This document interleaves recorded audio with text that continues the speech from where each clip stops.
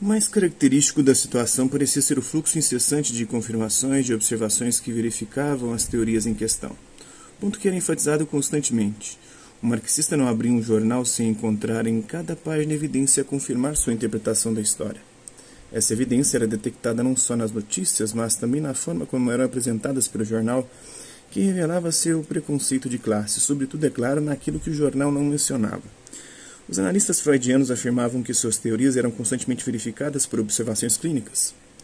Quanto a Adler, fiquei muito impressionado por uma experiência pessoal. Certa vez, em 1919, informei-o de um caso que não me parecia ser parcialmente adleriano, mas que ele não teve qualquer dificuldade em analisar nos termos da sua teoria do sentimento de inferioridade, embora nem mesmo tivesse visto a criança em questão. Ligeiramente chocado, perguntei como podia ter tanta certeza. Porque já tive 1000 experiências desse tipo, respondeu, ao que não pude deixar de retrucar. Com este novo caso, o número passará então a 1001. O que queria dizer era que suas observações anteriores podiam não merecer muito mais certeza do que a última, que cada observação havia sido examinada à luz da experiência anterior, somando-se ao mesmo tempo às outras como confirmação adicional. Mas perguntei a mim mesmo o que é que confirmava cada nova observação.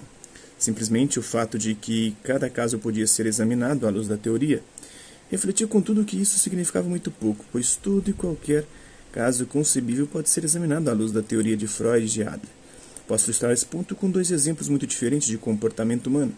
O do homem que joga uma criança na água com a intenção de afogá-la e o de quem sacrifica sua vida na tentativa de salvar a criança. Ambos os casos podem ser explicados com igual facilidade, tanto em termos freudianos como adlerianos. Segundo Freud, o primeiro homem sofria de repressão, digamos, algum componente de seu complexo de Édipo, enquanto o segundo alcançara a sublimação. Segundo Adler, o primeiro sofria de sentimento de inferioridade, gerando provavelmente necessidade de provar a si mesmo ser capaz de cometer um crime. E o mesmo havia acontecido com o segundo, cuja necessidade era provar a si mesmo ser capaz de salvar a criança. Não conseguia imaginar qualquer tipo de comportamento humano que ambas as teorias fossem incapazes de explicar. Era precisamente esse fato, elas sempre serviam e eram sempre confirmadas, que constituía o mais forte argumento em seu favor. Comecei a perceber aos poucos que essa força aparente era na verdade uma fraqueza. Com a teoria de Einstein a situação era extraordinariamente diferente. Tomemos um exemplo típico. A predição de Einstein confirmada havia pouco por Eddington. A teoria gravitacional de Einstein havia levado à conclusão de que a luz devia ser atraída pelos corpos pesados, como o Sol, exatamente como ocorria com os corpos materiais. Calculou-se, portanto, que a luz proveniente de uma estrela distante, cuja posição aparente estivesse próxima ao Sol, alcançaria a Terra de uma direção tal que a estrela precisaria estar ligeiramente deslocada para longe do Sol. Em outras palavras, as estrelas próximas ao Sol pareceriam ter se afastado um pouco dele entre si.